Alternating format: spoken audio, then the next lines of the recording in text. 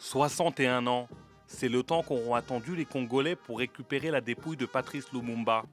Parti de Belgique, le cercueil du père de l'indépendance est arrivé mercredi en République démocratique du Congo. À Onaloa, son village natal, l'heure est au soulagement et à l'émotion. Mes yeux ne voient plus. Je ne sais plus marcher. Mais je suis très heureuse d'apprendre que le corps de notre fils revient, même si je suis incapable de bouger. 2 jours plus tôt, lors d'une cérémonie à Bruxelles, la Belgique avait restitué à la RDC une dent de Patrice Lumumba, seul reste du héros congolais. Le Premier ministre belge Alexander De Croo avait alors renouvelé les excuses de la Belgique pour sa responsabilité dans l'assassinat en 1961 de cette figure emblématique du mouvement anticolonialiste et panafricain.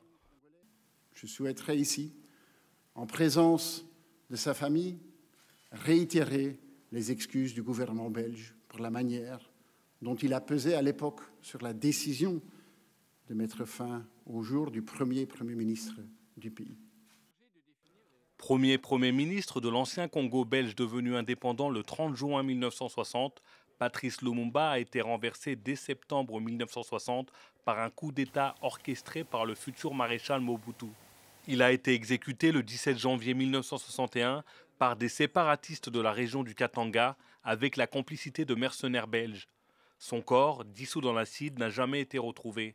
Une cérémonie d'inhumation doit être organisée à Kinshasa le 30 juin prochain, date anniversaire de l'indépendance de la République démocratique du Congo.